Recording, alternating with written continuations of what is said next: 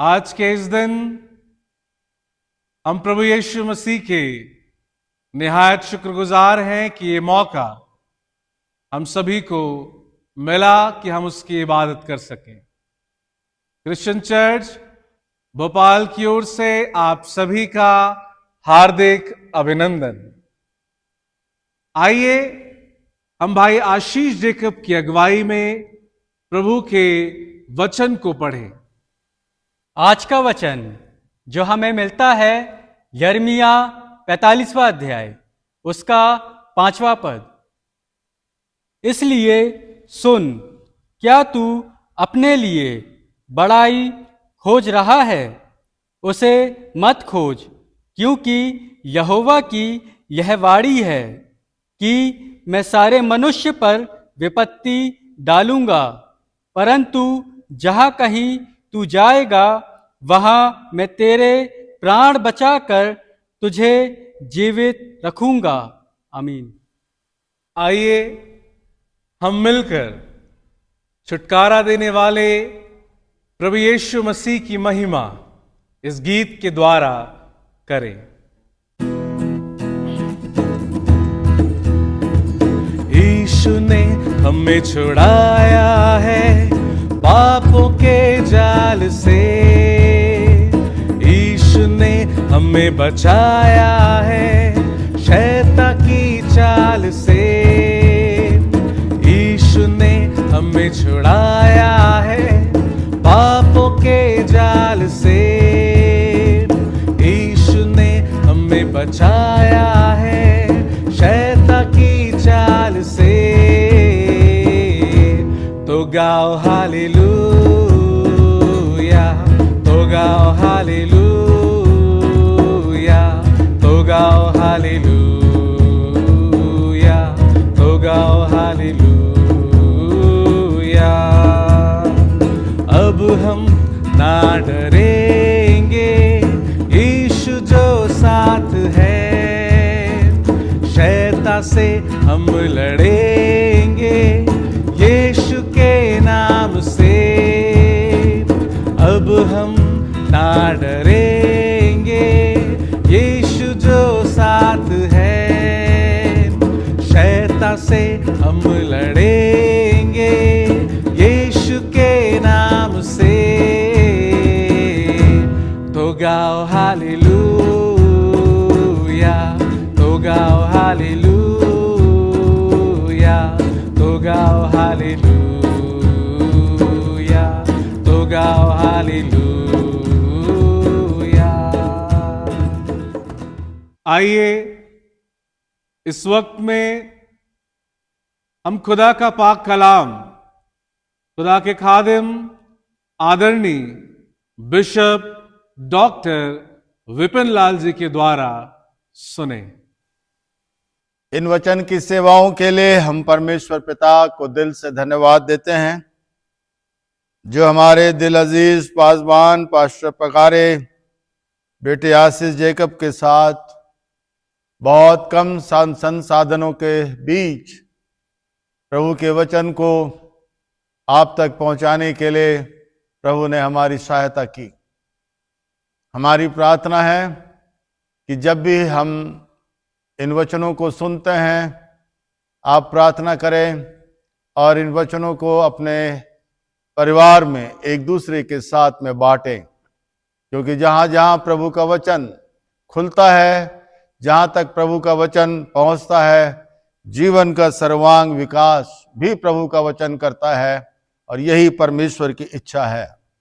हमारे मनन और चिंतन के लिए यिर्मयाह नबी की किताब उसका 45वां अध्याय और उसके 5वें पद में लिखा है, इसलिए सुन, क्या तू अपने लिए बढ़ाई खोज रहा है।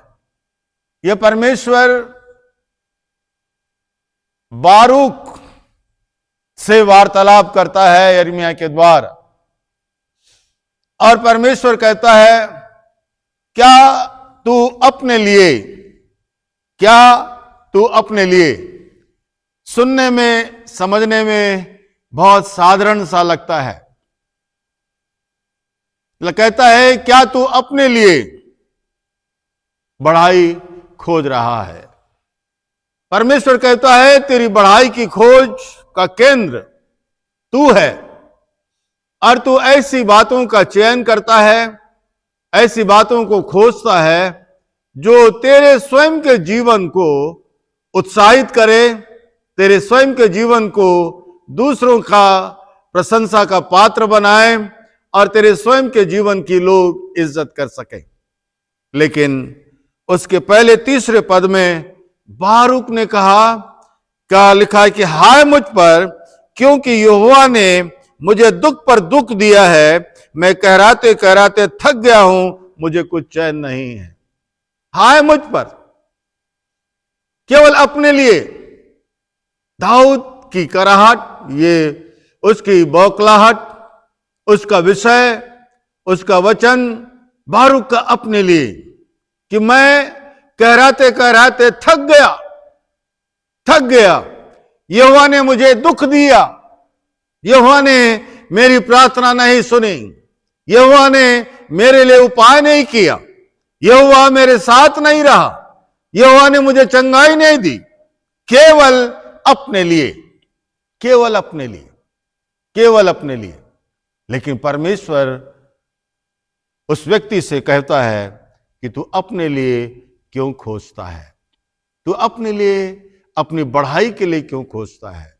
क्योंकि प्रभु यीशु मसीह ने मत्ती की इंजील उसके 7वां अध्याय और 7वें पद में लिखा है, मांगो तो तुम्हें दिया जाएगा, खोजो ढूंढो तो तुम पाओगे।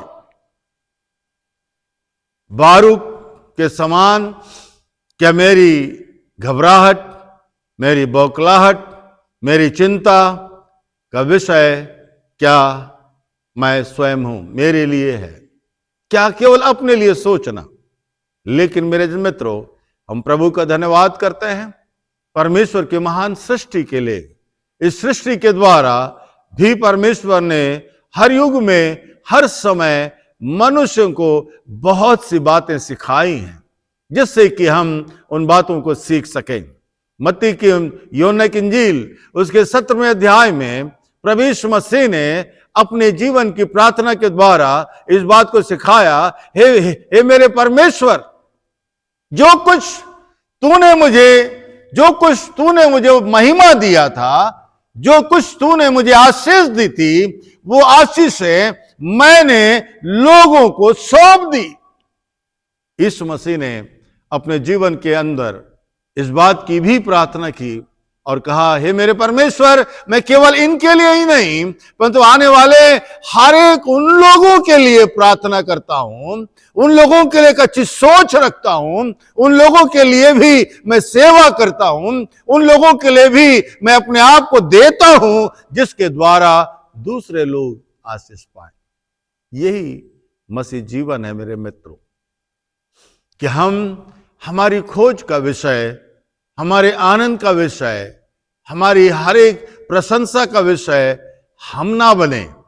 केवल हम अपने लिए ना खोजें, परंतु जीवन के अंदर एक बड़े साइंटिस्ट ने कहा कि हर एक आविष्कार का जन्म और हर एक आविष्कार की सफलता इस बात में निहित है कि मनुष्य जब दूसरों की भलाई के लिए खोजता है तो जीवन में वो सफल होता है। और हर एक आविष्कार जितने भी संसार के अंदर किए गए, वे आविष्कार करने वाले वैज्ञानिक संसार से चले गए, लेकिन उनकी सेवाएं, उनका कार्य आज भी लोगों के लिए प्रशंसा का कार्य बना हुआ है, लोगों के लिए आशीष का कारण बना हुआ है। लेकिन बारूक ने केवल अपने ही दुख को देखा, अपनी ही तकलीफों को देखा, अपने ही लिए वो चिंतित रहा, जिसके लिए परमेश्वर कहता है कि तूने अपनी बढ़ाई के लिए तूने खोजा। यहां लिखा है तूने अपनी बढ़ाई के लिए खोज रहा, इसलिए उसे मत खोज। परमेश्वर खोजने के लिए मना नहीं कर रहा, परमेश्वर खोजने के लिए मना नहीं कर रहा, लेकिन परमेश्वर मना करता है केवल अपने बढ़ाई के लिए, अपने स्वार्थ के लिए खोज करने के लिए। लेकिन हमेशा जब हम दूसरों की लिए हम खोजते हैं, दूसरों के लिए हम चिंतित होते हैं, दूसरों के लिए जब हमारे मनों में दर्द होता है, तब ये बातें हमारे जीवन के लिए आशीष का कारण बनती है। बारूक के समान शायद आज के दिन में परमेश्वर मुझसे कहे, पादरी विपिनलाल, तू अपनी बढ़ाई के लिए, अपनी सफलता के लिए, अपनी सुरक्षा के लिए, अपनी अच्छाई के लिए तू खोज रहा, तू प्रयत्नशील है, लेकिन मैं तुझसे कहना चाहता, उन बातों की खोज मत कर जो तेरे व्यक्तिगत जीवन के साथ में जुड़ी हुई हैं। लेकिन तेरी खोज का विषय तू ना बने, तेरी बढ़ाई ना बने, लेकिन तेरी खोज का विषय मानव कल्याण हो, तेरी खोज का विषय परमेश्वर की महिमा हो, तेरी खोज का विषय दूसरे हो, तब वो आशीष का कारण बनेगी। एक बाइबल में बहुत छोटी सी घटना है जहां पर यीशु मसीह ने के साथ में एक बड़ी भीड़ यीशु मसीह के साथ में है।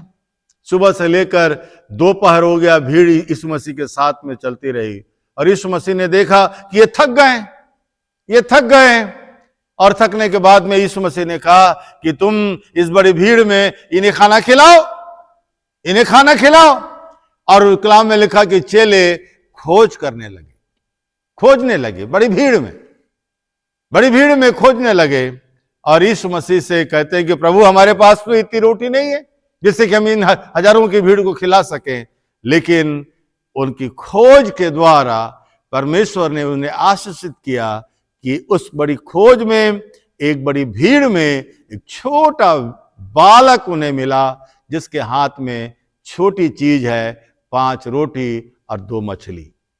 जब मनुष्य हमेशा अपने जीवन के अंदर खोजता है, कई बार हम अपने जीवन के लिए, अपने लिए हम केवल रोते हैं, अपने दुखों के लिए रोते हैं, अपने परेशानियों के लिए रोते हैं, अपनी समस्याओं के लिए रोते हैं, अपने आर्थिक तंगियों के लिए रोते हैं, लेकिन हम ऐसी परिस्थिति में नहीं देख पाते कि संसार के अंदर आज भी करोड़ों लोग हैं जो हमसे बहुत नीचे हैं, बहुत दूर हैं। परमेश्वर बारूक से कहता है, तेरी निराशाओं का कारण तेरी अपने लिए बढ़ाई को खोजना है। जिस दिन तू अपने जीवन में इस बात को सीख जाएगा कि मेरी खोज का विषय मेरा अपना जीवन नहीं है, मेरी अपनी आवश्यकताएं नहीं हैं, मेरी अपनी चिंताएं नहीं हैं, लेकिन मेरी खोज का विषय संसार के हर एक नागरिक हैं, तब परमेश्वर उसे आशीष देगा। एक बार एक डॉक्टर अपने घर में रात में सो रहा था और सोते समय रात के 12-1 बजे एक व्यक्ति ने उसे फाटक खटखटाया। डॉक्टर ने देखा, डॉक्टर पहले उठना नहीं चाहता था, बाहर जाना नहीं चाहता था, लेकिन मन को मार के वो डॉक्टर फाटक खोलता है तो सामने देखता है कि एक व्यक्ति खड़ा हुआ है। और उस डॉक्टर ने फाटक से जब उनसे बातचीत करना शुरू किया तो उस व्यक्ति ने कहा कि डॉक्टर, मुझे 3 दिन से लगातार बुखार आ रहा है। डॉक्टर ने चेक किया, चेक करने के बाद मालूम चला उसे बहुत गहरा निमोनिया हो गया। मैं आपको बताना चाहता, वो निमोनिया ग्रस्त व्यक्ति जो डॉक्टर के द्वारा बचाया गया, वही व्यक्ति आगे चलकर उसी शहर में एक बड़े प्रभु के सेवक के रूप में परमेश्वर ने उसे खड़ा किया। डॉक्टर हमेशा दूसरों के लिए, परमेश्वर कहता है कि तू अपनी बढ़ाई के लिए। हम अपने लिए किस हद तक नीचे गिर सकते हैं, हम अपने लिए अपनी बढ़ाई के लिए सब कुछ कर सकते हैं, लेकिन प्रभु कहता है अपनी बढ़ाई के लिए मत खोजना। अपनी बढ़ाई के लिए नहीं, लेकिन हमारी खोज का विषय परमेश्वर बने, हमारी खोज का विषय मानव कल्याण बने, हमारी खोज का विषय दूसरों की सहायता बने। तब आप देखेंगे आपकी छोटी सी खोज के द्वारा परमेश्वर हजारों लोगों को आशीषित करेगा। प्रार्थना करें। हमारे जीवित प्रभु, हमारी परेशानियों में भी आप हमारे नेत्रों को खोलें ताकि हम ऐसे चीजों की तलाश कर सकें, ऐसे चीजों को खोज सके जो हमें दुख में भी आनंदित कर सके। जब कभी हम अपनी बढ़ाई के लिए, अपनी सुरक्षा के लिए खोजते हैं, प्रभु आप हमें बुद्धि और ज्ञान दें, समझ की आत्मा दें। इस प्रार्थना को प्रभु यीशु के नाम से मांगते हैं, आमीन। परमेश्वर पिता, पुत्र और पवित्र आत्मा हमारी सहायता करे ताकि हम अपने लिए नहीं परंतु दूसरों के लिए खोज करें, बढ़ाई करें और कार्य करें और सेवा करें। आमीन।